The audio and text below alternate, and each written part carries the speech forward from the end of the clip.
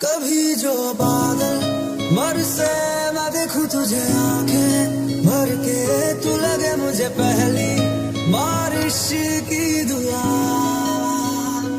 तेरे पहलू में रह लूं मैं खुद को पागल, कह लूं तू गम दे या खुशियां सह लूं साथिया। তোকে আমি খুন করে ফেলবো, তবু অন্য কারো বউ হতে দেব না। জানিস তোর লাশও আমার সহ্য হবে, কিন্তু তুই অন্য কারো বউ, এটা আমি সহ্য করতে পারবো না। বিয়ে করা খুব শখ তোর, তাই না? আজ তোর বিয়ের শখ মেটাচ্ছি আমি। আমার থেকে বড়লোক ছেলে পেয়ে ধেই ধেই করে নাচতে নাচতে বিয়ের পিড়িতে বসে পড়লি, তাই না? অন্ধকার রুমের এক কোণে তের গলা ছুরি তাক করে দাঁড়িয়ে আছে জাংকুক। চোখ দুটো বড় বড় রক্তবর্ণ ধারণ করে আছে তার। ওকে এই মুহূর্তে দেখলে যে কেউ পাগলের তকমা অনায়াসে লাগিয়ে দেবে, কিন্তু ওর তাতে কিছুই যায় আসে না। কিসব যাতা বলছেন? ছাড়ুন আমাকে। কে আপনি? আর আমাকে এখানে এভাবে তুলে নিয়ে এসেছেন কেন? ওহো ডার্লিং, আর কত নাটক করবে তুমি? এখন আমাকে তুমি চিনতেই পারছো না? আরে আমি জাংকুক, তোমার ভালোবাসা, আমি তোমার জান, জীবন জাংকুক। ফালতু না বকে আমাকে ছেড়ে দিন। আমি কোনো জাংকুক টাংকুককে চিনি না। আর ভালোবাসা সে তো অনেক দূরের কথা। দেখে তো পাগল ছাড়া কিচ্ছু মনেও হচ্ছে না। পাগলামি করতে হলে রাস্তায় গিয়ে করুন, এখানে না, কারণ এটা পাগলামি করার জায়গা নয়। আমাকে যেতে দিন, বাসায় সবাই আমার জন্য অপেক্ষা করছে। এই চুপ, আর একটাও কথা বলবি না। আর কোনো কথা বললে এক্ষুনি গলা কেটে রেখে দেব। নিঃশ্বাসটুকুও নিতে পারবি না তখন। আমার কাছে বেঈমানদের একমাত্র শাস্তি হলো মৃত্যু, কিন্তু আফসোস তোর মতো বেঈমানকে এই মুহূর্তে মৃত্যু উপহার দিতে পারছি না। কারণ বেঈমান মানে কি? আমি কখন আপনার সাথে বেঈমানি করলাম? আরে বাবা, আমি বলছি তো আমি আপনাকে চিনি না। আজকের আগে কখনো আপনাকে আমি দেখিও নি। তাহলে বেঈমানি করা কথাটা আসলো কোথা থেকে? দেখুন, হাত জোর করে বলছি, আমাকে যেতে দিন। আজকে আমার বিয়ে। দেখুন না কত সুন্দর করে সেজেছি আমি। আমার জন্য সবাই অপেক্ষা করছে। এখন যদি আমি বাসায় না পৌঁছাই, তাহলে সবাই ভাববে আমি পালিয়ে গেছি, আর সেজন্য আমার বাবা মাকে অনেক কথা শুনতে হবে। আমার বাবার উঁচু মাথাটা নিচু হয়ে যাবে। আমি তো আপনার কোনো ক্ষতি করিনি, তাহলে কেন এমন করছেন? আমি হাত জোর করে অনুরোধ করছি, প্লিজ যেতে দিন আমায়। আমার কোনো ক্ষতি করনি? সিরিয়াসলি? এই মেয়ে শোনো, তুমি আমার যতটা ক্ষতি করেছো ততটা ক্ষতি এই দুনিয়ার কেউ কোনোদিন করেনি, আর করার সাহসও দেখায়নি। চুপচাপ বসে থাকো। একটু পর তোমার সাথে আমার বিয়ে হবে, সেই প্রস্তুতি নাও। আর হ্যাঁ, শুনে রাখো, আমি কোনো ভিখারি নই। তোমাকে খাওয়ানোর মতো সামর্থ্য আমার আছে। আর যাকে বিয়ে করতে বসেছিলে তার থেকে ভালো আর্থিক অবস্থানেও আছি। খাওয়া পড়ার কোনো অভাব হবে না। So no tension, okay baby? আমি আপনাকে বিয়ে করব না। আমার বাবা ঠিক করা ছেলে বুগামের সাথে আমার বিয়ে হওয়ার কথা ছিল। বিয়ে করলে ওকেই করব, নয়তো কাউকেই করব না। আর ধন দৌলত দিয়ে আমি কাউকে জাজ করি না। হতে পারে বুগাম আপনার থেকে গরিব, কিন্তু অনেক ভালো মনের মানুষ। কি বললি? আবার বল, কাকে বিয়ে করবি? বুগাম? হিস, একদম চুপ। আর কোনোদিনই না মুখেও আনবি না। শোন, আজ থেকে আমি হলাম তোর জীবনের সব থেকে বড় সত্যি। হিরে আর কাজ সহজে কেউ চিনতে পারে না, যেমন তুমিও পারো না। কোনটা কাজ আর কোনটা হিরে সেটা বোঝার মতো বোধ বুদ্ধিও এখনো হয়নি তোমার। যাকে 10 মিনিটে ফ্রেশ হয়ে আসো, কারণ একটু পরে আমাদের বিয়ে হবে। আমার কথা কি আপনার কানে যাচ্ছে না? আমি আপনাকে বিয়ে করব না।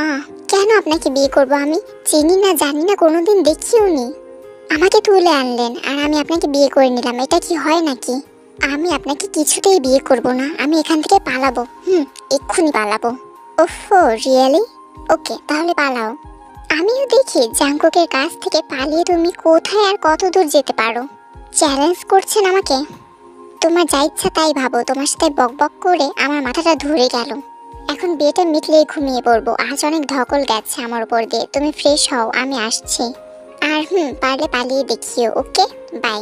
সি ইউ এগেইন নিউ বউ। আরে বাহ, কি সুন্দর নাম দিলাম তোমায়, নিউ বউ, আই মিন নতুন বউ। রুম লক করে বাইরে বেরিয়ে গেল জাংকুক এই সুযোগ পালানোর।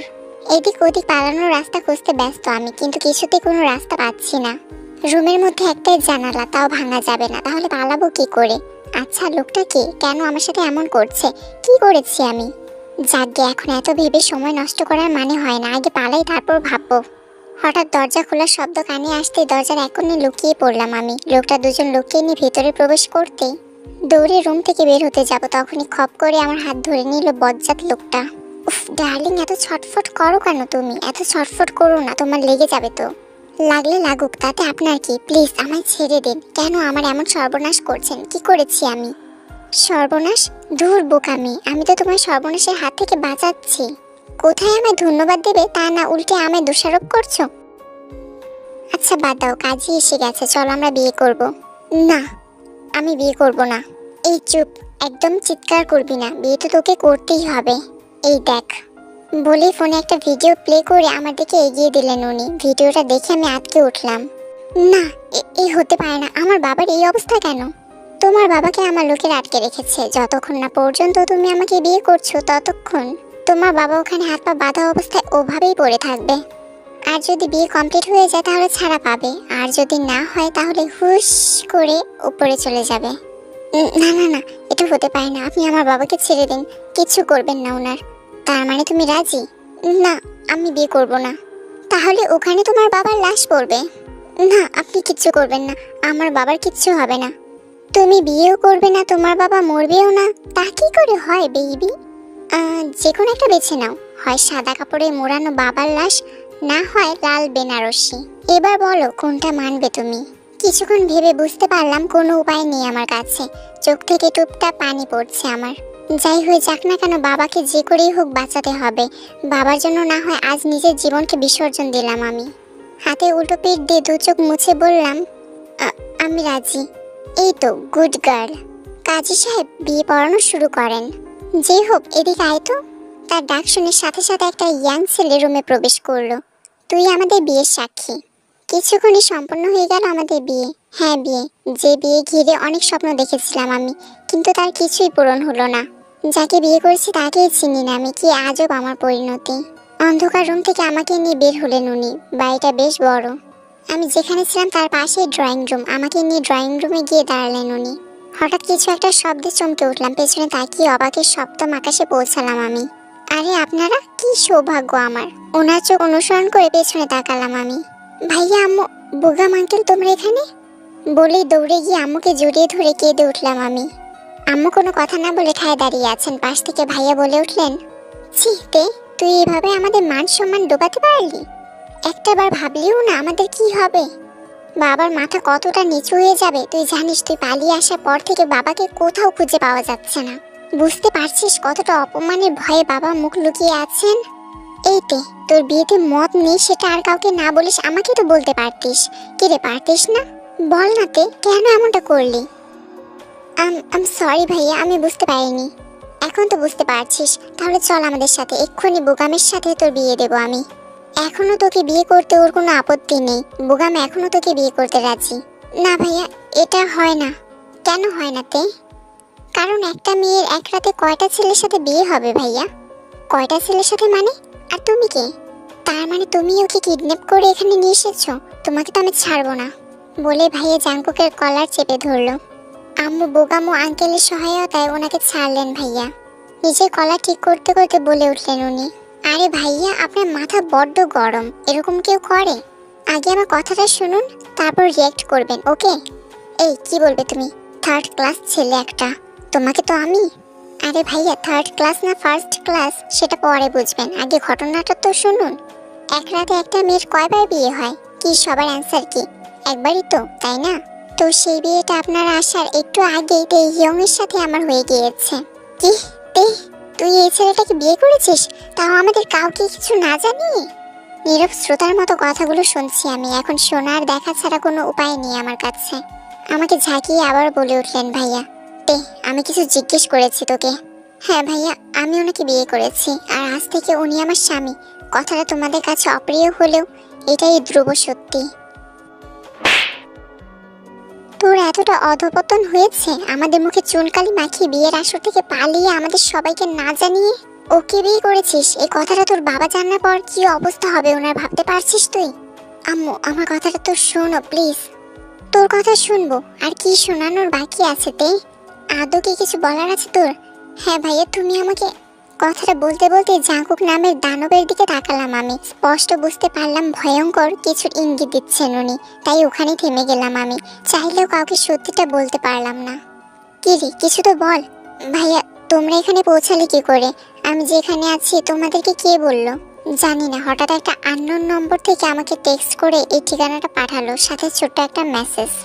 তেইও নাকি এই ঠিকানায় আছে, তাই আমরা ছুটে আসি এখানে। আর এখানে এসে যা দেখলাম তা তো। আরে ভাইয়া, আপনারা ওকে ভুল বুঝবেন না, ও আমাকে ভালোবাসে, সেটা আপনারা বোঝেননি। তাই আজকে এভাবে ওকে আমার কাছে পালিয়ে আসতে হয়েছে। আর একবার যখন আমার জন্য ঘর ছেড়েই দিয়েছে, তখন ওকে বিয়ে করা ছাড়া আমার হাতে কোনো ওয়ে ছিল না। আর এই মেসেজটা আমিই দিয়েছিলাম, কারণ আপনাদের মেয়ে কোথায় আছে সেটা জানা আপনাদের জরুরি বলে মনে হয়েছিল। সেটা আপনারা মানুন আর নাই মানুন, আমি শুধু জামাই হিসেবে নিজের দায়িত্বটা পালন করেছি, ব্যাস। পরিশেষে আপনাদের না জানিয়ে বিয়ে করে আমি ভুল করেছি। এবার আপনারা আমাকে যা শাস্তি দেবেন আমি মাথা পেতে নেব মা। আমি অবাক হয়ে তাকিয়ে আছি। ছি, লোকটা কি জঘন্য! এতক্ষণ যতটা ঘৃণা হচ্ছিল, এখন তার থেকে 70 গুণ বেশি ঘৃণা হচ্ছে আমার। কিভাবে আমার ফ্যামিলির কাছে আমাকে মিথ্যুক প্রমাণ করে দিল! ছি! আমি তোমাকে কতবার জিজ্ঞেস করেছি, তুমি বারবার বলেছো তুমি কাউকে ভালোবাসো না, তোমার কারোর সাথে রিলেশন নেই। আর আজকে না, তোমার কখনো ভালো হবে না। আমার সাথে প্রতারণার ফল ভালো হবে না। আঙ্কেল, বুগাম, ভাইয়া একে একে সবাই আমাকে কথা শুনিয়ে চলে গেল। সবার কথা যেমনই হোক, শেষে মায়ের বলা কথাটা কলিজায় বিঁধল আমার। তোকে অনেক যত্ন আর ভালোবাসা দিয়ে বড় করেছিলাম, আজ তুই আমাদের মুখে চুনকালি দিলি। আজ থেকে জানলাম আমার কোনো মেয়ে নেই, একটাই ছেলের মা আমি। আর কোনোদিন আমাদের বাড়ির আর আমার সামনে আসবি না তুই, বলেই হনহন করে বেরিয়ে গেল সবাই। সবাই চলে যাওয়ার পর স্ট্যাচুর মতো দাঁড়িয়ে দাঁড়িয়ে কাঁদছি, আর উনি আমাকে আর চোখে দেখছেন। কিছুক্ষণ পর চোখের পানি মুছে শান্ত কণ্ঠে ওনাকে জিজ্ঞেস করলাম, আপনি এটা কেন করলেন? কেন সবাইকে বুঝতে বাধ্য করলেন আমি আপনাকে ভালোবাসি আর তাই আপনাকে বিয়ে করেছি? কেন কেন কেন? সেটার উপযুক্ত কারণ ছিল, তাই যদি কারণ না থাকতো আমি এসব করতাম না। সো ভাবো এটারও কোনো কারণ আছে। আমার বাবা কোথায়? ওনাকে ছাড়ছেন না কেন? এত টেনশন করো কেন তুমি? তোমার বাবাকে অলরেডি ছেড়ে দেওয়া হয়েছে, আর এতক্ষণে বাসাতেও পৌঁছে গেছেন উনি।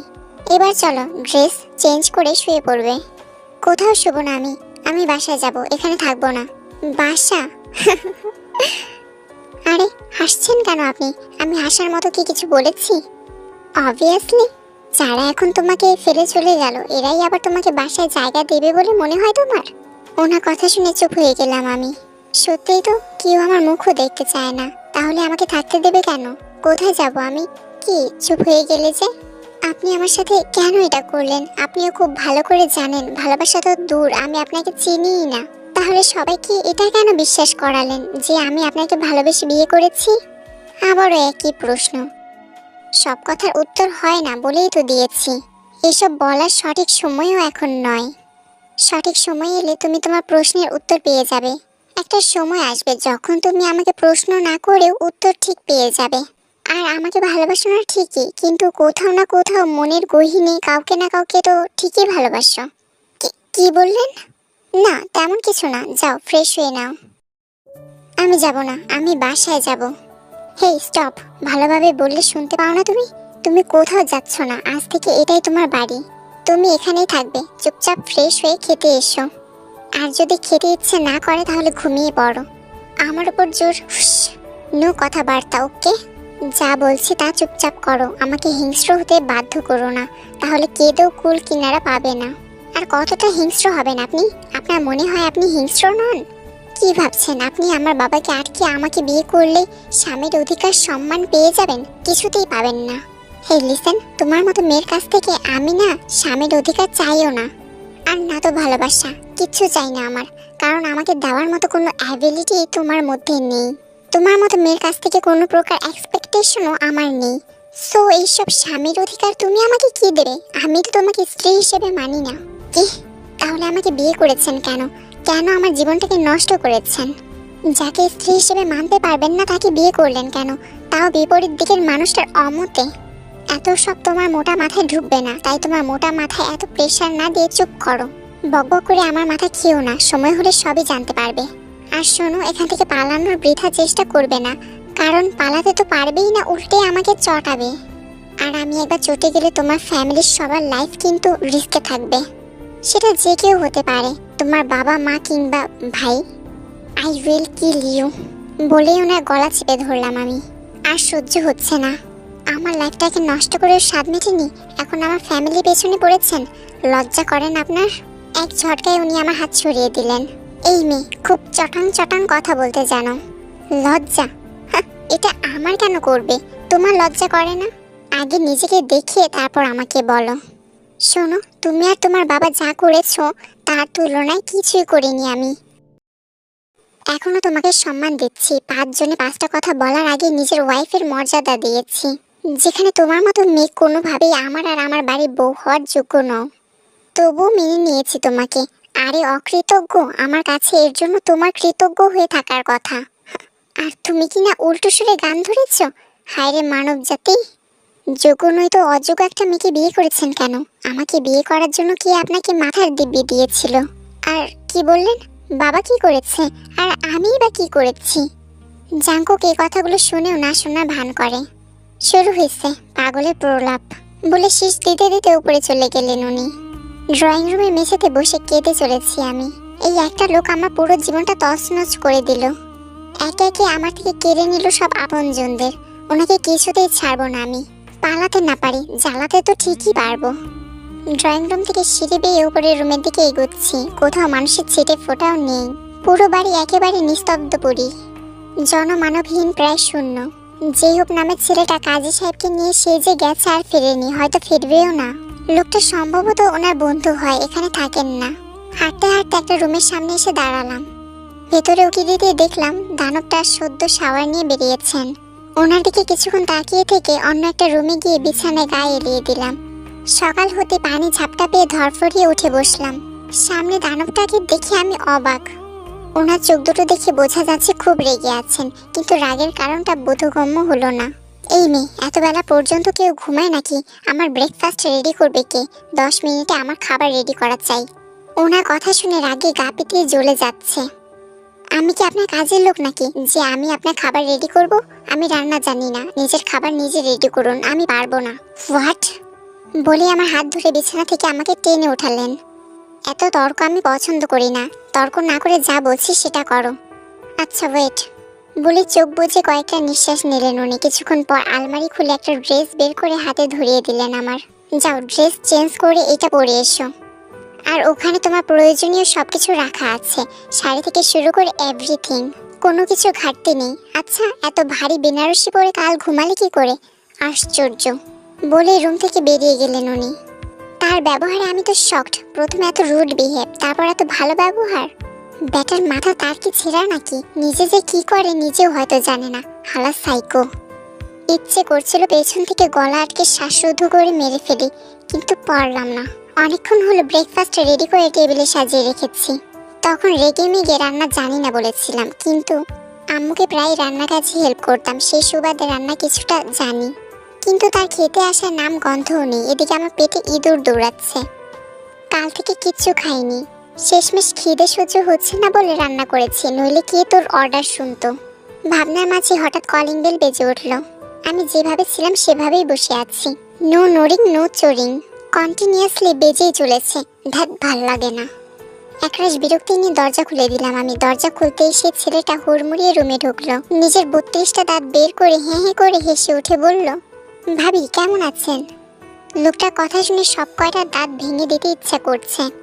আমার এইরকম পরিস্থিতির সাথে ভাবি শব্দটা বড্ড বেমানান। কি রে যেই হোক, তুই এত সকালে? Any problem?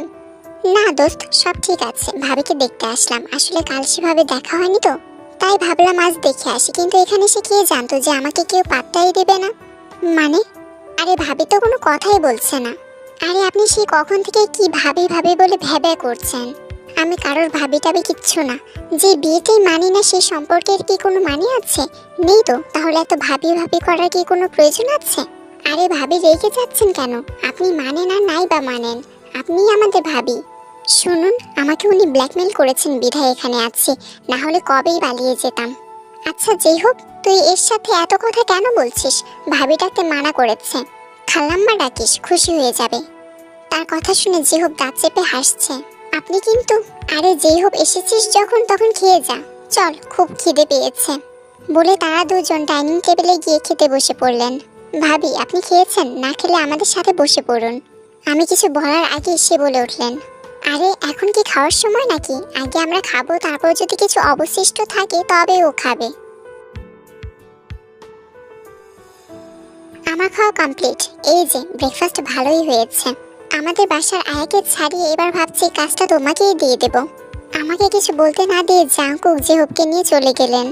মানুষ এতটা পাষাণ কি করে হয়? গতকাল থেকে আজ অব্দি কিছু খায়নি, সেটা জানার পরেও এগুলো বলল। দুপুরে রান্না করতে যাব, তখনই কলিং বেলটা আবারও বেজে উঠল। ভয়ে ভয়ে দরজা খুলে দিতে মধ্যবয়সী একজন মহিলা প্রবেশ করলো। আমি ন্যান্সি, এই বাড়ির কাজের লোক। স্যারে কাল না করছি বাড়িতে, তাই আসি নাই। আজ কল দিয়ে কইল তোমার ভাবি সাহেব একা বাসায় আছে আর রান্না করা লাগবো, তুমি যাও। তাই মুই চলে আইছি। ওনাকে ভিতরে ঢুকে কিচেনে হেল্প করতে হবে কিনা জিজ্ঞেস করলে উনি মানা করে দিলেন।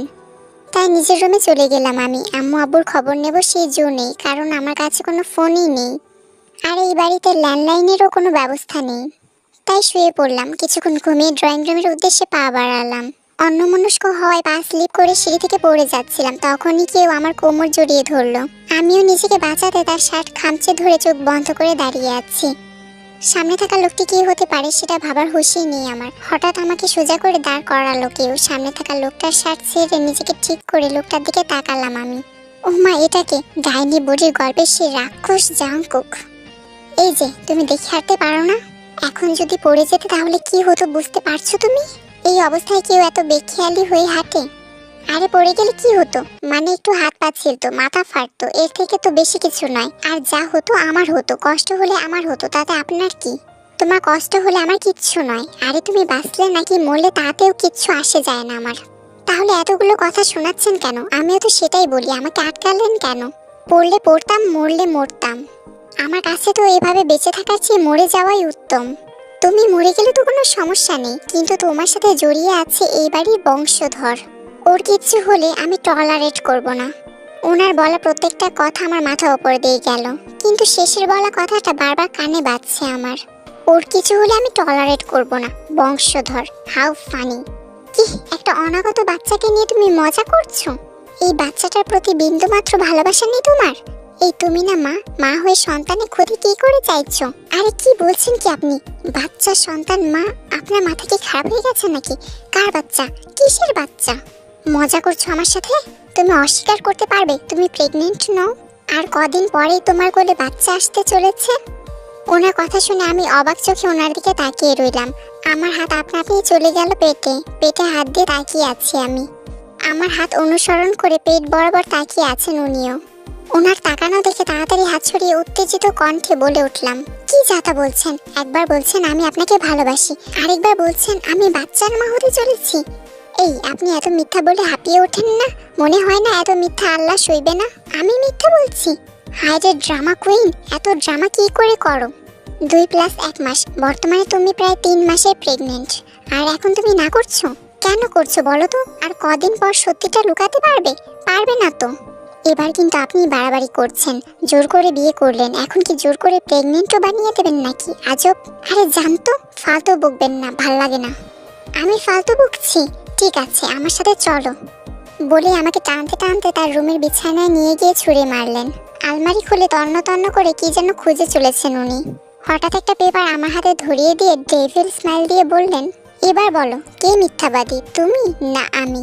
পেপারটা হাতে নিয়ে মাথায় আকাশ ভেঙে পড়লো আমার। এটা কি করে হলো? আমি প্রেগনেন্ট আর আমি নিজেই জানি না। How is this possible?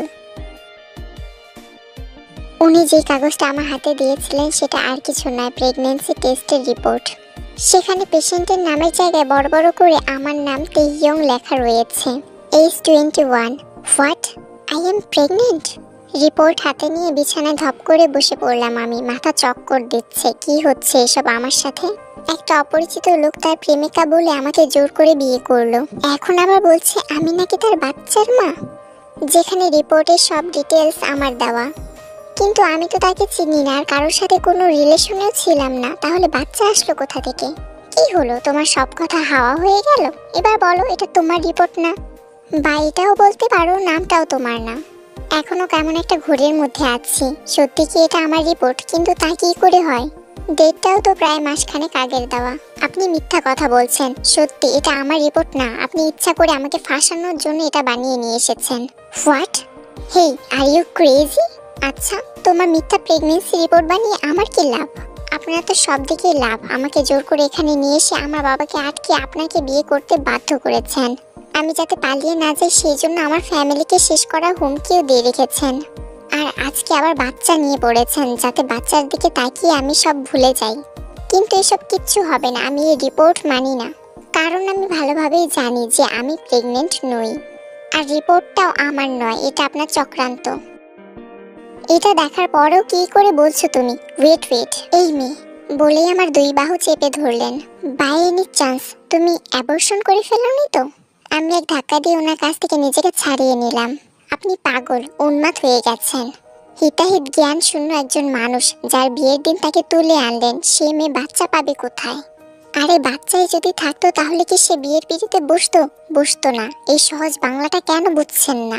কারণ কথাগুলো যতটা সহজ তুমি ততটাই জটিল একটা মানুষ। আর কেউ হলে মানতাম, কিন্তু তুমি বলেই মানছি না। ভালোই ভালোই বলো বাচ্চাটার সাথে কি করেছো? ডিসগাস্টিং, আবার সেই একই কথা, বাচ্চা। বলে রুম থেকে বের হওয়ার জন্য পা বাড়ালাম। কোথায় যাচ্ছ? কোনো কথা না বলে দাঁড়িয়ে আছি। আসলে এই ব্যাপারে কথা বলতে আর ইচ্ছা করছে না। মস্তিষ্কে হাজারো প্রশ্ন ঘুরপাক খাচ্ছে, যে প্রশ্নগুলোর উত্তর পাওয়ার জন্য ব্যাকুল, কিন্তু পাচ্ছি না। কি হলো, কথা বলছো না কেন? বলো কি করেছো? লোকটার মুখ দেখে বোঝা যাচ্ছে যে বেশ রেগে আছেন। আপনি আমাকে বিশ্বাস করুন, আমি প্রেগনেন্ট নই, আর কখনো ছিলামও না। যখন ছিলামই না তখন অ্যাবর্শন করার কথা কোথা থেকে আসছে আপনিই বলুন। সে আমাকে ছেড়ে দিয়ে বলল, তুমি শিওর তুমি প্রেগনেন্ট নও? 100% শিওর। ঠিক আছে, আমার সাথে চলো। আর শোনো, আজ যদি জানতে পারি বাচ্চাটা নেই তাহলে তুমি ভাবতেও পারছো না তোমার সাথে কি হতে চলেছে। জানো তোমার আর আমার সম্পর্কের ভিত্তি কি? একমাত্র ওই বাচ্চাটা, যার জন্য আমি তোমাকে ওইভাবে বিয়ে করেছি। এখন যদি জানতে পারি। বলে আমাকে টানতে টানতে ড্রয়িং রুমে নিয়ে এলেন। যেহব সোফায় বসে ফোন ঘাটছিল। আমাদেরকে দেখে বলে উঠলেন, শালা বউ পাগল, এখন আসতে মন চাইলো তোমার? সে কখন বউয়ের কাছে গেছো, এখনো আসার নাম নেই।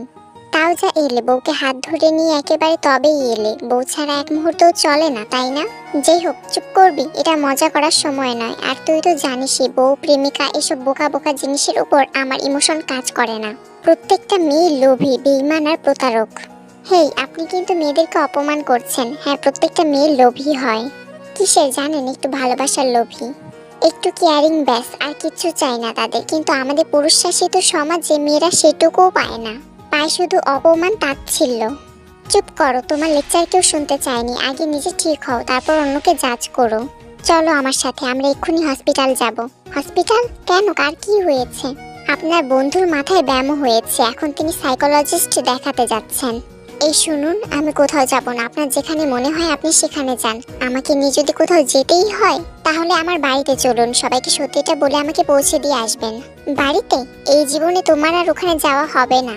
সেই পার্ট সারা জীবনের মতো এন্ড হয়ে গেছে। বেশি বাড়াবাড়ি না করে চলো। কিন্তু কেন যাবি বললি না তো? ওর চেক আপ করাতে যাব। তুই তো জানিস এই বাড়ির বংশধর আসতে চলেছে, তাই ও কেমন আছে সেটা জানার জন্যই যাচ্ছি। ওহ তাহলে চল, আমিও যাচ্ছি তোদের সাথে। শুধু মুখেই এত রাগ দেখাস, কিন্তু ঠিকই ওদেরকে নিয়ে ওয়ারিড। বলেই হেসে উঠলেন।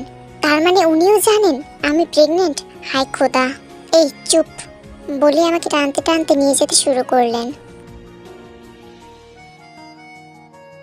রাস্তায় জ্যামে আটকে আছি আধা ঘন্টা হলো। এভাবে বসে থাকতে আর ভালো লাগছে না আমার। রিপোর্ট সন্ধ্যার পর পাওয়া যাবে, এই একটা রিপোর্ট নিয়ে উৎসাহের শেষ নেই ওনার। যদিও আমি জানি রিপোর্টে কি আসবে, কিন্তু আমার কথাকে পাত্তা না দিয়ে উনি আশাবাদী। হঠাৎ আমাকে রেখে সে গাড়ি থেকে নেমে পড়লেন, এই সুযোগ পালানোর। যখনই গাড়ি থেকে নামতে যাব তখনই দেখি গাড়িটা লক করা। যা, আমার প্ল্যানে জল ঢেলে দিল। এখন আর পালানো যাবে না। এখান থেকে পালিয়ে অনেক দূর চলে যেতাম, যেখানে জাঙ্কুক নামের ছায়াটা থাকতো না। আব্বু আম্মু ভাইয়া কারোর সাথে যোগাযোগ রাখতাম না, তাহলে জাঙ্কুক কারো ক্ষতিও করতো না।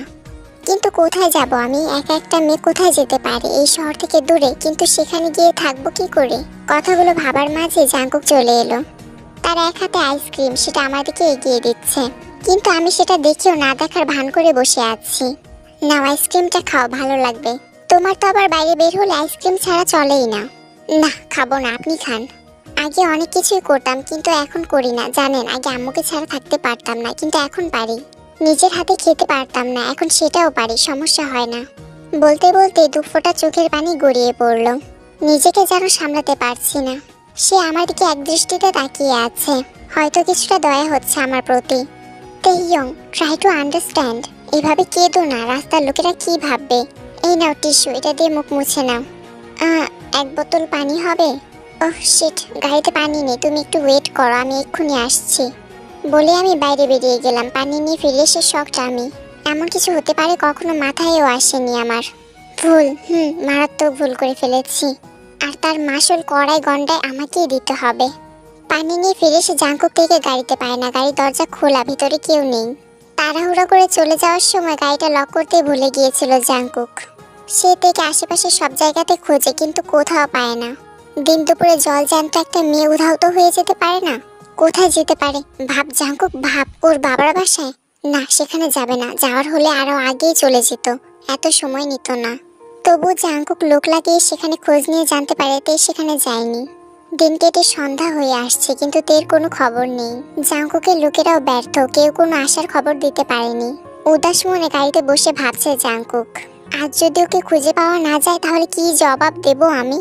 যখন জানবে তেহিয়ং পালিয়ে গেছে তখন কি বাঁচানো যাবে? ওর জন্যই তো এত কিছু। যদি ওই না থাকে তাহলে কেন এসব করলাম আমি? কিসের জন্য? আর বাচ্চাটা যদি কোনো ক্ষতি করে দেয় তখন? না, আর ভাবতে পারছি না আমি। তেহিয়ং, তুমি পৃথিবীর যে প্রান্তেই থাকো না কেন, তোমাকে আমি ঠিকই খুঁজে বের করব। হাত পা বাঁধা অবস্থায় চেয়ারের উপর অচেতন অবস্থায় পড়ে আছে তে। বর্তমানে তার কোনো হুঁশই নেই। তার মুখোমুখি অন্য একটা চেয়ারে পায়ের উপর পা তুলে বসে আছে একটি লোক। তের জ্ঞান ফিরছে না দেখে তার মুখের উপরে এক গ্লাস পানি ছুঁড়ে মারলো লোকটা। কিছুক্ষণে জ্ঞান ফিরে আসলো তের।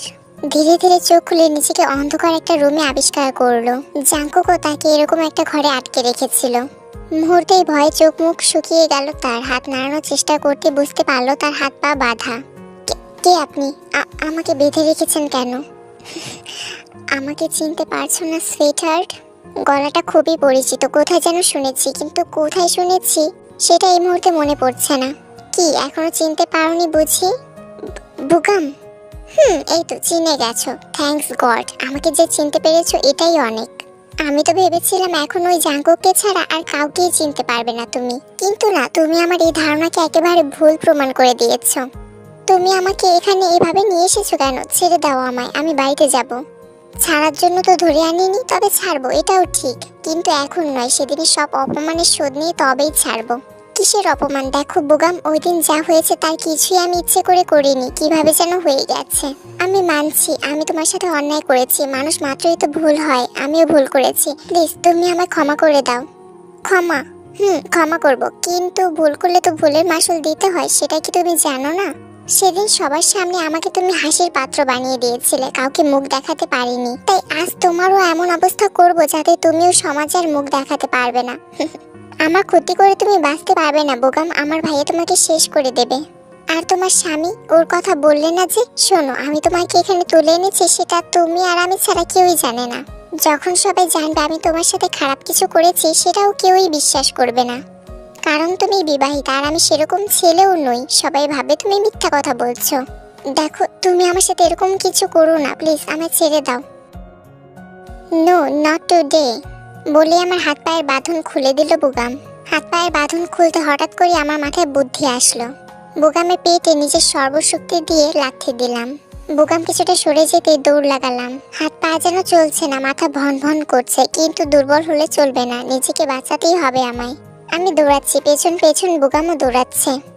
দৌড়াতে দৌড়াতে একটা লোকের সাথে ধাক্কা খেলাম। আমি লোকটার হাত ধরে বলে উঠলাম, আমাকে বাঁচান প্লিজ, প্লিজ, ওই লোকটা আমাকে, প্লিজ প্লিজ আমাকে বাঁচান।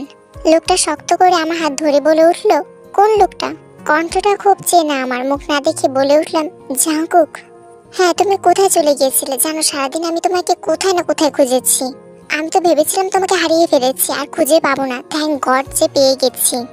তুমি ঠিক আছো তো? কে তোমাকে কি করবে? কই সে? এই তো এখানেই ছিল। বলে পেছন ফিরে তাকালাম আমি। না, কেউ নেই। তাহলে কি বুগাম ওনাকে দেখে পালিয়ে গেছে নাকি? বুগাম? বুগাম? কে বুগাম? ওই যার সাথে আমার বিয়ে হওয়ার কথা ছিল, সে বুগাম। সেদিন বিয়ের আসর থেকে ও ফেরত যাওয়ায় আমার উপর সুদ তুলতে এখানে নিয়ে আসে আমায়। জানেন, ও আমাকে গাড়ি থেকে অজ্ঞান করে নিয়ে সামনের একটা ঘরে আটকে রাখে। তারপর কি বলো? কি করেছো তোমার সাথে? আমার সাথে হওয়া সব ঘটনা খুলে বললাম ওনাকে। তখনই ওকে লাথি দিয়ে ছুটতে ছুটতে এখানে চলে আসি আমি। কিন্তু এখনো কোথায় গেল? আপনাকে দেখে মনে হয় পালিয়ে গেছে। নো মিসেস জাংকুক, বুগাম পালাতে শেখেনি, তুমি আমার শিকার, সেটা আজ আমি স্বীকার করেই ছাড়বো। আর এই জাংকুককে তো আজই দেখে নেব আমি। কথাগুলো শুনে পেছনে ফিরে তাকালাম, বুগাম কিছু গুন্ডা নিয়ে দাঁড়িয়ে আছে। এখন আমি শেষ, তাই নাকি? তেইয়ং তোর শিকার? ওর উপর একটা আঁচড় কেটে দেখা দেখি। জিওন জাংকুকের ওয়াইফের উপর হাত দেওয়ার সাহস কি করে হয় তোর?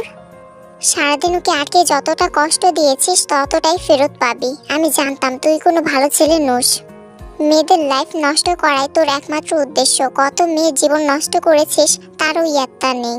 এই জন্যই তোর সাথে ওর বিয়েটা হতে দেইনি আমি জানতাম ওর জীবনটাও নরক করে ছাড়বি।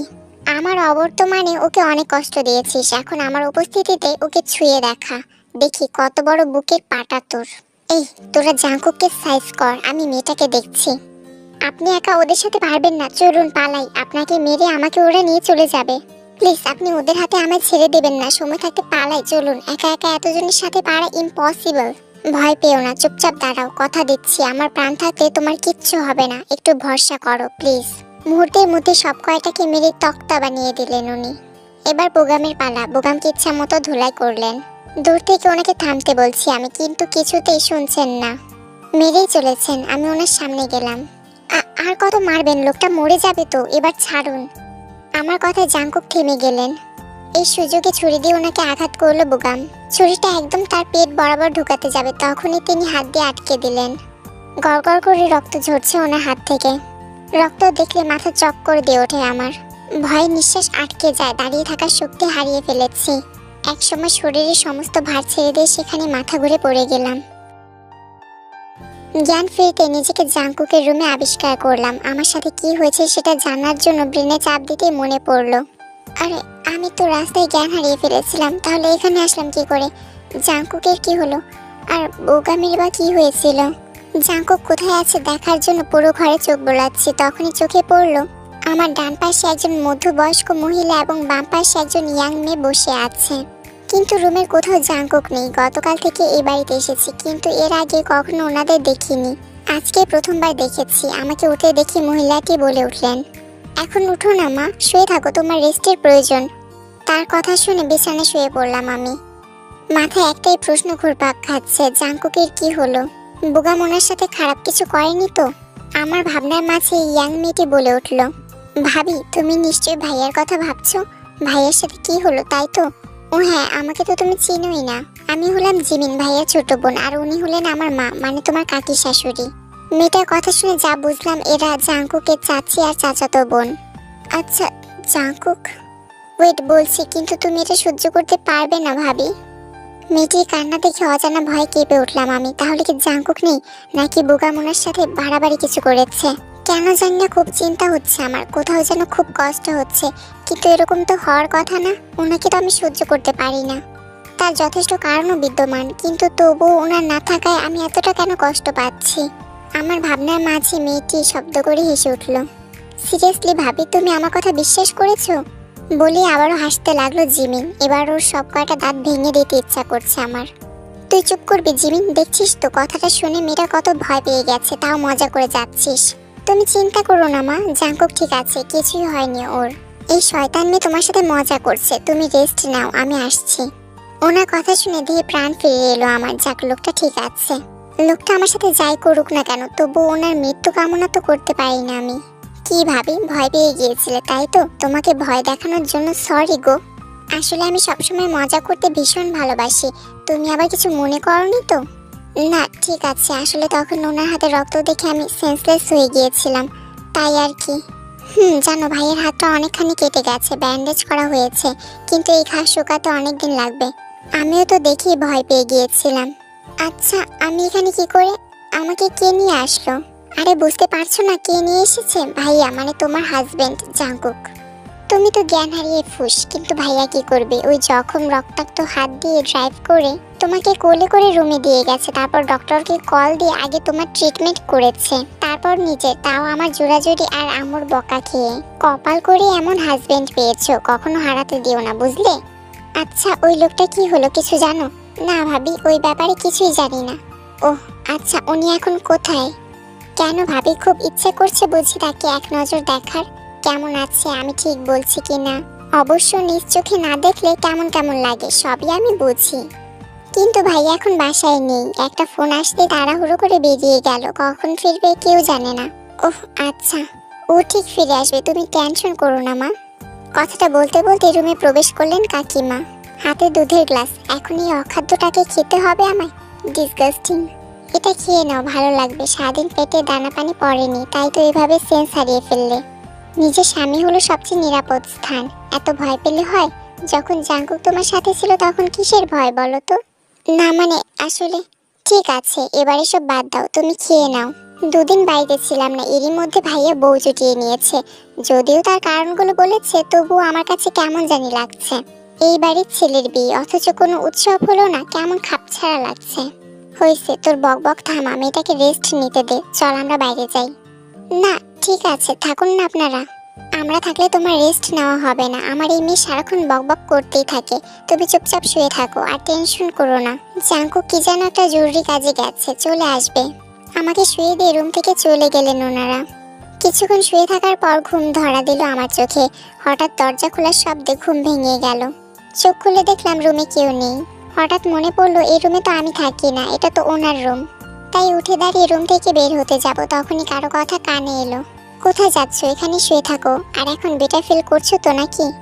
তার কথায় পেছন ফিরে তাকালাম আমি। এক হাতে টাওয়াল দিয়ে মাথা মুছছেন, অন্য হাতে ব্যান্ডেজ পেঁচানো, দেখে বোঝা যাচ্ছে সদ্য শাওয়ার নিয়েছেন।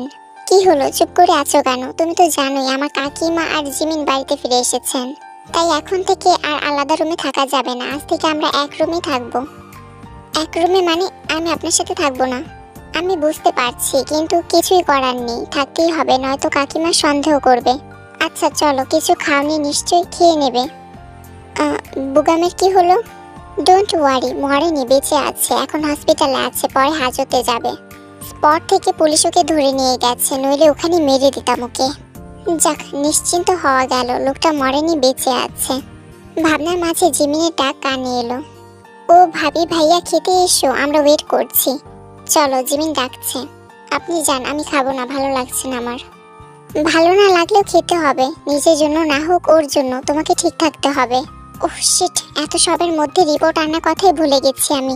ওকে, কোনো ব্যাপার না, কাল নিয়ে আসবো। আপনাকে যত দেখি ততই অবাক হই আমি, কোনো কথার আগামাথা বুঝি না। সবটা কেমন ধোঁয়াশা মনে হয় আমার কাছে। যেখানে আমি নিজের শিওর সেরকম কিছু হয়নি আমার সাথে, সেখানে আপনি আমাকে জোর করে বাচ্চার মা বানিয়ে দিচ্ছেন। এই শুনুন, আপনার অনেক নাটক প্লাস পাগলামি সহ্য করেছি আমি, কিন্তু আর করব না। আপনি কি পাগল নাকি সুস্থ সেটা নিয়ে এখন বেশ চিন্তিত আমি। আমাকে এত রাগ দেখাইও না।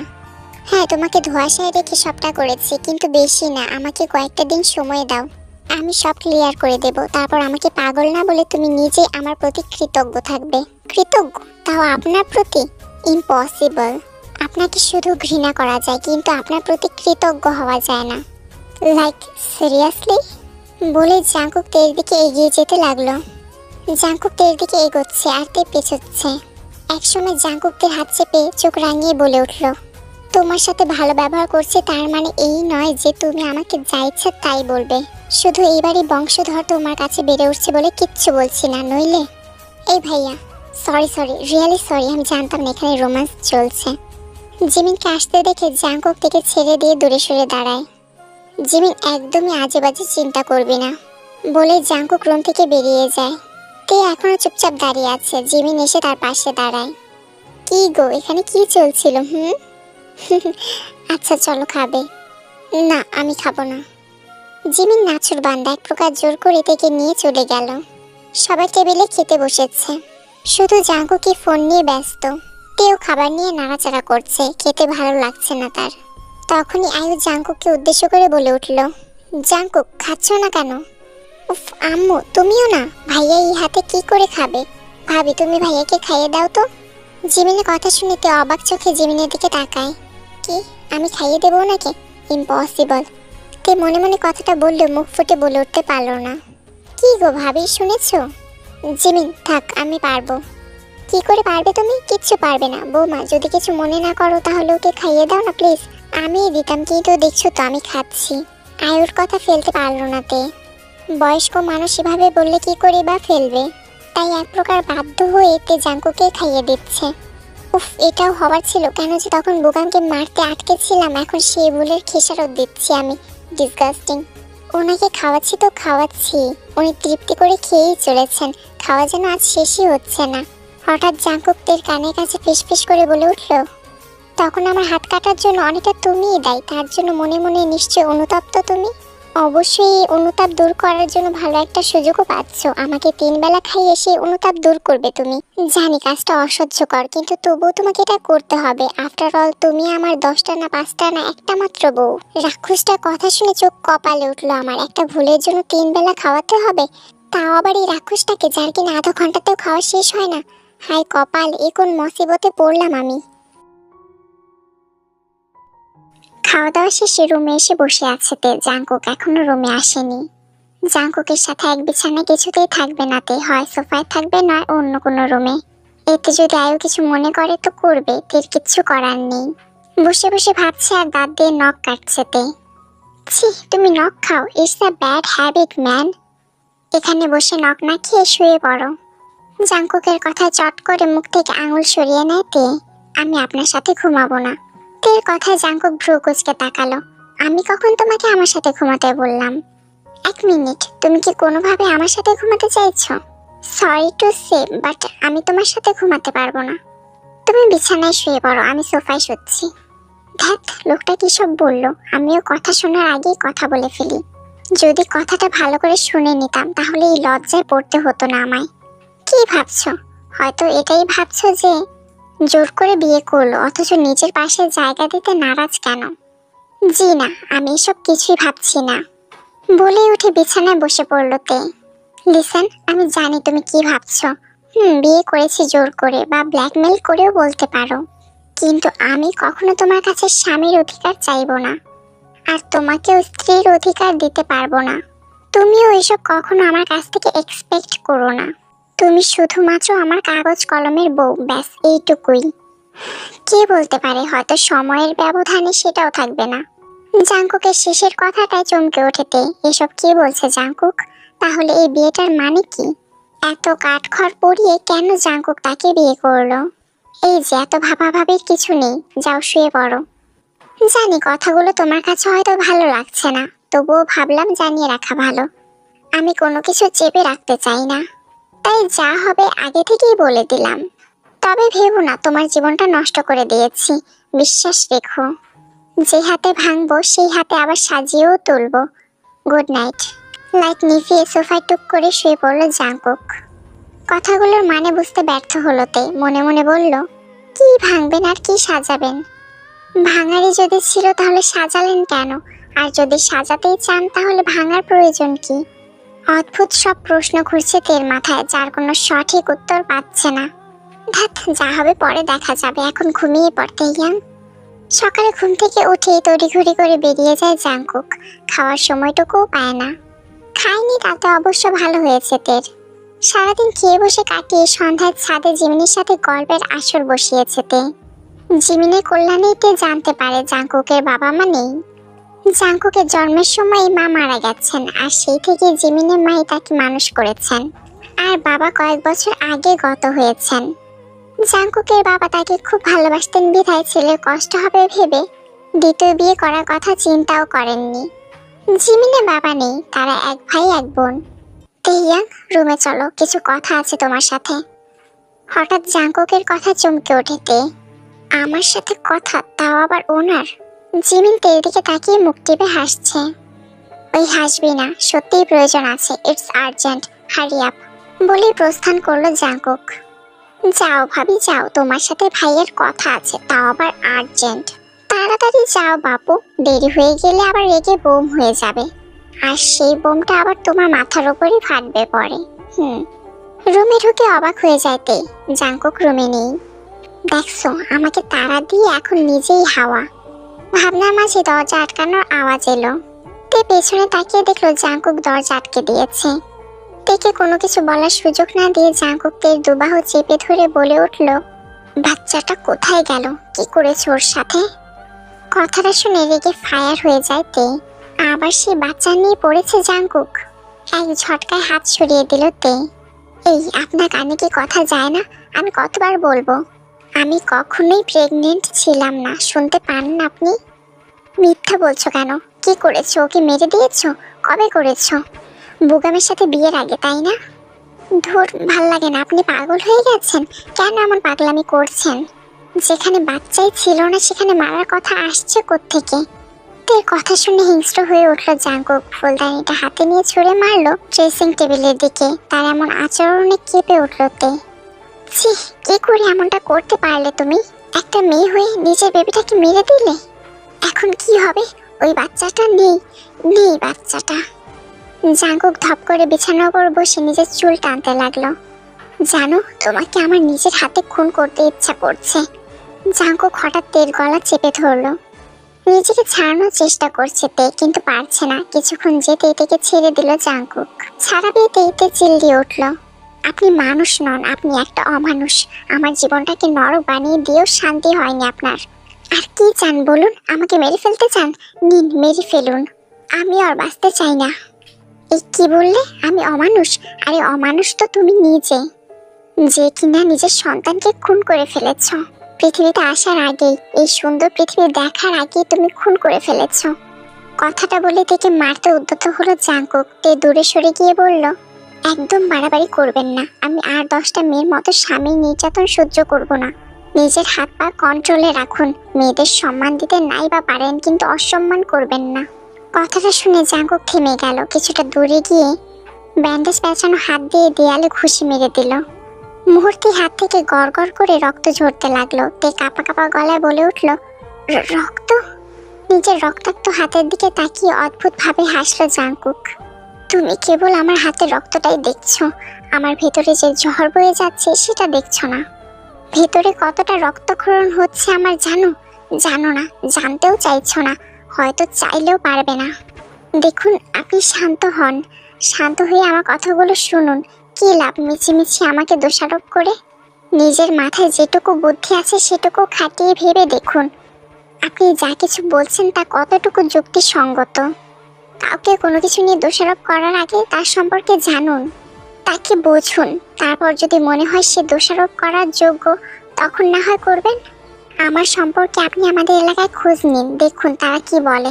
তারা যদি বলে আমি ওই টাইপের মেয়ে বা আমি প্রেগনেন্ট ছিলাম, তখন আপনি যা শাস্তি দেবেন আমি মাথা পেতে নেব। তোমাকে দেখতে যতটা সহজ সরল মনে হয়, তুমি ততটাই জটিল প্রকৃতির মানুষ। সবসময় নিজেকে একটা খোলসের ভিতরে রাখতে পছন্দ করো। তোমাকে চেনা হয়ে গেছে আমার। তুমি আজ যেই ক্ষতিটা করলে সেটার জন্য একদিন তোমাকে পস্তাতে হবে। আচ্ছা ঠিক আছে, আপনি হাতটা ব্যান্ডেজ করে নিন দয়া করে। রক্ত ঝরছে, ঝরতে দাও। আমি ব্যর্থ। আজ সারা জীবনের মতো ব্যর্থতার খাতায় নাম উঠে গেল আমার, যেখান থেকে কখনো আমার নামটা মুছতে পারবো না। তুমি এটা না করলেও পারতে তেহিয়াং। খুব কি ক্ষতি হয়েছে তো ও থাকলে?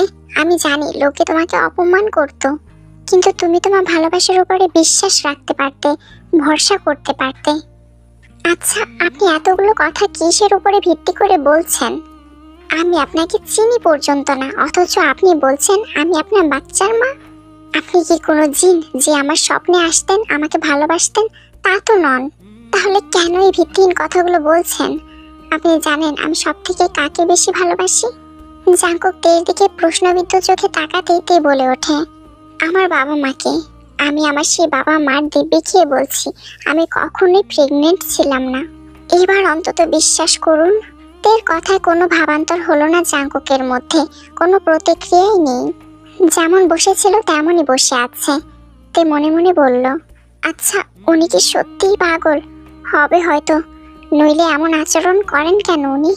কেটে গেছে বেশ কিছুদিন। প্রয়োজন ছাড়া এখন আর তের সাথে খুব একটা কথা বলে না জাঙ্কুক। এই কদিনে বাচ্চার ব্যাপারটা একেবারে ধামাচাপা পড়ে গেছে, যার কারণে তে অনেকটা বেটার ফিল করছে। তবে একটা জিনিস লক্ষণীয়, তের সাথে এখন আর খারাপ আচরণ করে না জাঙ্কুক। প্রায় একা একা বসে কি যেন বিড়বিড় করতে থাকে। হঠাৎ একদিন তের কাছে এসে বাবার নাম জানতে চায় জাঙ্কুক। আসলে আমি জানতাম, কিন্তু ভুলে গেছি। কি যেন নাম তোমার বাবার? কিম সাংহু। উফ, আই নো। আচ্ছা ভালো করে দেখে বলো তো, তুমি এনাকে চেনো কিনা বা কোথাও দেখেছো কিনা? বলে তের দিকে ফোন এগিয়ে দিল জাঙ্কুক। ফোন হাতে নিয়ে স্ক্রিনের দিকে তাকায় তে। ইয়াং সুদর্শন দেখতে একজন যুবক গাড়ির সাথে হেলান দিয়ে দাঁড়িয়ে আছে। তে কিছুক্ষণ পর্যবেক্ষণ করে বলল, না আমি এনাকে চিনি না। ওহ আচ্ছা, নিশ্চয় জানতে ইচ্ছা করছে ছেলেটা কে, আর ওর ছবি তোমাকেই বা দেখালাম কেন, কি তাই তো? অ্যাকচুয়ালি ও হলো মিনহু, জিমিনের ভাই। আমরা সমবয়সী। তোমাকে দেখানোর উদ্দেশ্য এটাই, যেহেতু তুমি এখন এই বাড়ির সদস্য, সেহেতু সবার সাথে তোমার পরিচয় থাকা উচিত। ভেবেছিলাম জিমিন ওকে তোমায় দেখিয়েছে, কিন্তু এখন দেখছি দেখায়নি। আচ্ছা তুমি শিওর তো তুমি ওকে চেনো না? ভেবে বলো। ভালোভাবে মনে করার চেষ্টা করলো তে, কিন্তু মনে করতে পারলো না। না, চিনি না আমি। কিছুদিন আগে তুমি যে হাইওয়ে থেকে একটা ছেলেকে হসপিটালে অ্যাডমিট করেছিলে, মনে নেই? মাথায় চাপ দিতেই মনে পড়ে গেল তের। মনে আছে তো, এটা ভোলার কথা নাকি? জানেন, একদিন আমি আর বুগাম মিলে একটা ছেলেকে হাইওয়েতে পাই, রক্তাক্ত।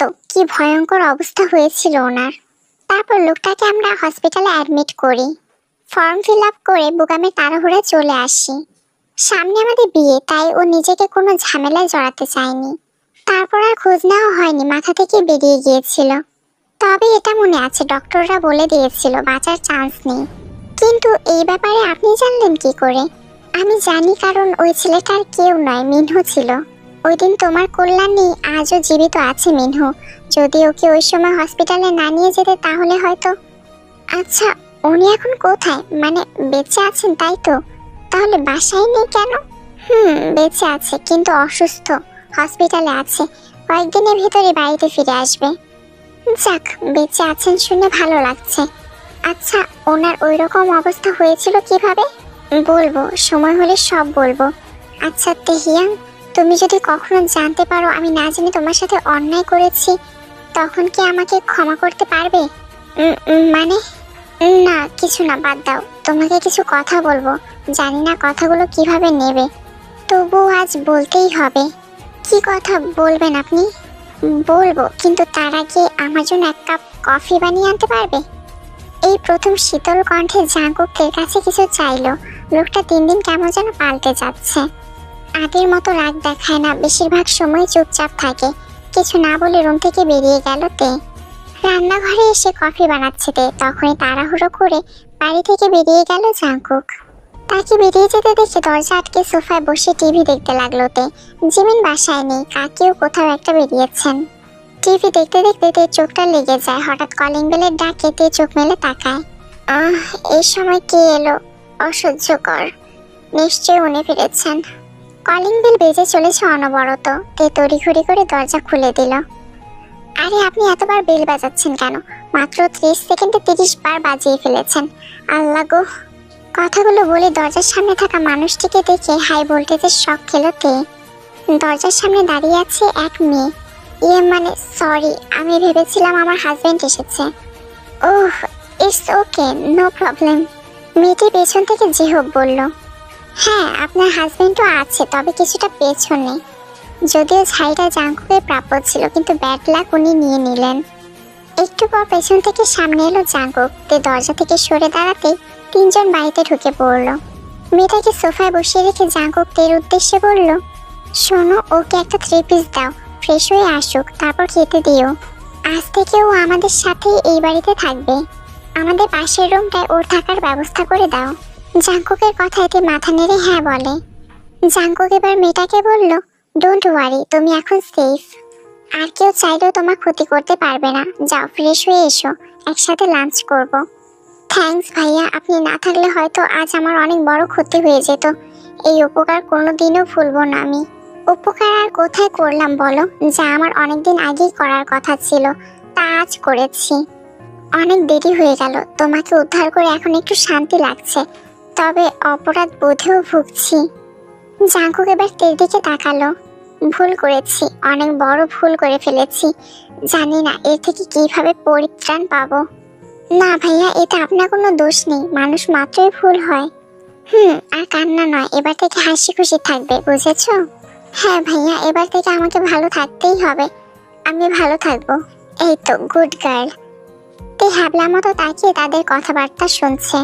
মেয়েটা কে? ওনাকে ভাইয়া বলে ডাকছে, তাহলে কি মেয়েটা ওনাদের চেনা কেউ? ভাবনার মাঝে জাঙ্কুক তের কাঁধে হাত রাখে। কি ভাবছো? তে মাথা নেড়ে বলল, কিছু না।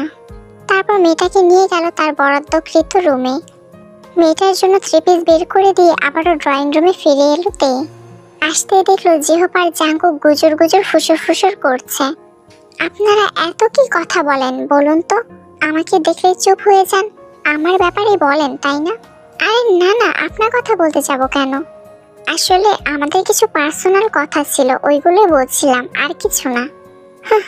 আচ্ছা মেয়েটাকে আন্টি আর জিমিন আসুক, সবাইকে একসাথে বলবো। চল জিহোপ, আমার রুমে চল। তুমি খাবার রেডি করো, আর দেখো ওর যেন কোনো অসুবিধা না হয়। বলে হনহন করে চলে গেল জাঙ্কুক। তার পেছন পেছন জিহোপও চলে গেল। কি তালগোল পাকাচ্ছে কে জানে। সন্ধ্যার পর বাড়ির সবাই ছাদে বসে আছে। আইয়ু আর জিমিনও ফিরে এসেছে। দুপুরে খাওয়া দাওয়ার পর সে মেয়েটা ঘুমিয়ে গেছে, এখনো জাগেনি। তে ডাকতে চেয়েছিল কিন্তু জাঙ্কুক বারণ করে দিয়েছে। জিহোপও উপস্থিত আছে, শুধু জাঙ্কুক অনুপস্থিত। মেয়েটার সম্পর্কে জাঙ্কুক এখন অব্দি কাউকে কিছুই বলেনি। এদিকে মেয়েটাকে নিয়ে কৌতূহলের শেষ নেই তের। কৌতূহল মেটাতে শেষমেশতে জিহোপকে জিজ্ঞেস করলো, আচ্ছা ভাইয়া, ওই মেয়েটাকে কোথায় পেলেন? আর কিছু বলার আগে জাঙ্কুক উপস্থিত হলো। চেয়ার টেনে বসতে বসতে বলল, ওয়েট, আমি বলছি। বলো, আমাদের জানা প্রয়োজন। কি এই মেয়েটা? তুমি ওকে কোথায় পেলে? আর ও আমাদের সাথেই বা থাকবে কেন? হ্যাঁ কাকি, সব বলবো। তেহিয়াং, আজকে তোমার কাছেও সবটা ক্লিয়ার হয়ে যাবে। হয়তো সবকিছু জানার পর আমাকে ক্ষমা করতে পারবে না, তবুও কি করব বলো? সবটা শুনে যদি পারো ক্ষমা করে দিও আমাকে। জাঙ্কুকের কথার আগামাথা কিছুই বুঝতে পারলো না তে। আচ্ছা, এবার মূল কথায় যাওয়া যাক। জিমিন, মিনহো ভাইয়ার গার্লফ্রেন্ডের নাম মনে আছে তোর? জিমিন ভ্রুকুচকে তাকালো, কিছুক্ষণ পর বলে উঠল, হিয়াং ছিল মেবি। আসলে পুরো নামটা ভাইয়ের মুখ থেকে কখনো বের করতে পারিনি। জাঙ্কুক, হিয়াং সেই মেয়েটা না যার জন্য আমার ছেলেটা শয্যাশায়ী, যে তার উডবি হাজবেন্ডকে নিয়ে আমার ছেলেকে মেরে ফেলতে চেয়েছিল? কাকি, আর আজকে আমাদের বাসায় যে এসেছে সে হলো মিনহুর সেই হিয়াং। কথাটা শুনে রেগে গেল আয়ু। এক্ষুনি রাক্ষসীকে আমাদের বাড়ি থেকে বের করো জাঙ্কুক। ওর জন্য আমার ছেলেটা মরতে মরতে বেঁচে আছে, আর তুমি কিনা সেই মেয়েকে বাড়িতে এনে রেখেছো। শান্ত হও, এতে ওর কোনো দোষ নেই। ও মিনহুকে সত্যিই ভালোবাসে। আমরা না জেনে ওকে ভুল বুঝেছি। তুমি ভাবতেও পারবে না এই কটা দিন ও কতটা কষ্টে ছিল। ওর বাবা যখন মিনহু আর ওর সম্পর্কে কথা জানতে পারে তখন মিনহুকে থ্রেট দিয়েছিল, কিন্তু মিনহু সেসবের পরোয়া করেনি। যখন কোনোভাবে হিয়াংয়ের বাবা হিয়াংয়ের কাছ থেকে ওকে সরাতে পারছিলেন না, তখন মিনহুকে মেরে ফেলার প্ল্যান করেন উনি।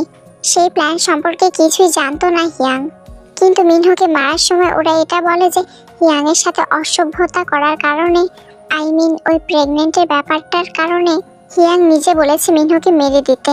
এরপর মিনহুকে মেরে হাইওয়েতে ফেলে দেয় ওরা।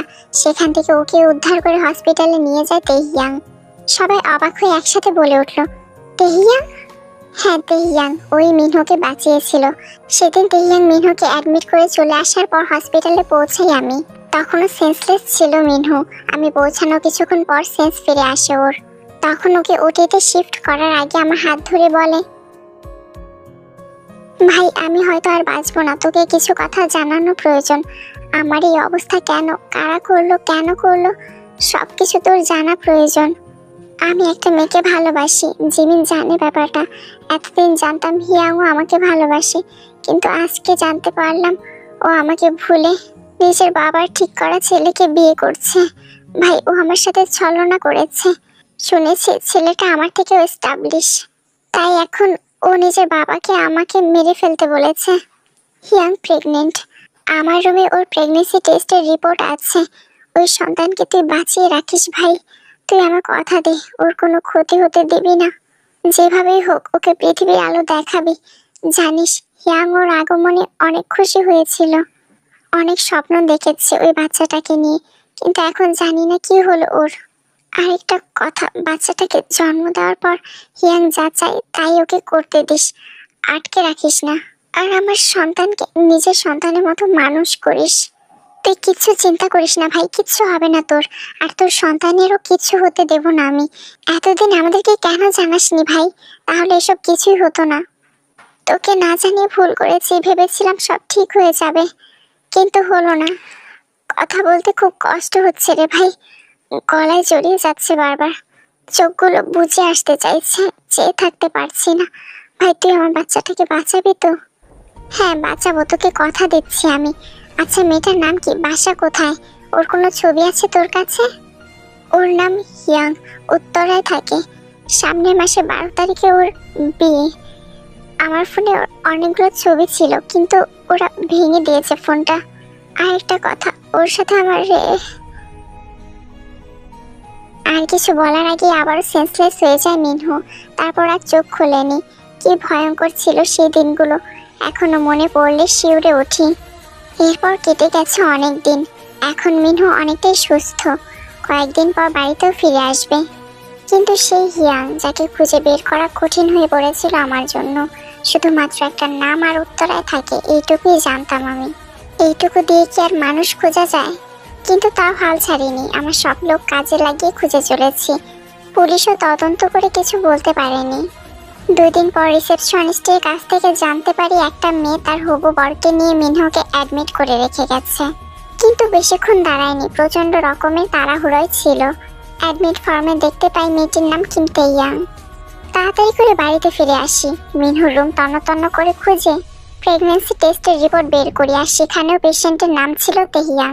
ব্যাস, জটলা বাঁধে ওখানেই। হসপিটালের লিস্টের তেহিয়াং আর প্রেগন্যান্সি রিপোর্টের তেহিয়াং আমার কাছে মনে হয়েছিল একই। আমি এটাই ভেবে নিই, যেহেতু উডবি হাজব্যান্ড নিয়ে এসেছিল, সেহেতু মেয়েটি মিনহুর গার্লফ্রেন্ড হিয়াংয়ে ছিল। তারপর হসপিটালে থাকা সিসিটিভি ফুটেজ থেকে আমি তেহিয়াংয়ের ফুটেজ কালেক্ট করি। চুপচাপ জাংকুকের কথাগুলো শুনছে সবাই বেশ চুপচাপ, কারো মুখে কোনো কথা নেই। আমার সব লোক লাগিয়ে দেয় উত্তরার অলিতে গলিতে 12 তারিখ কোন তেহিয়াংয়ের বিয়ে সেটা জানার জন্য। এরপর খুঁজে পাই তেহিয়াংকে, হ্যাঁ বর্তমানে যে আমার স্ত্রী, সেই কিম তেহিয়াংকে। ভাইয়া তার মানে তুই হিয়াং ভেবে ভাবিকে?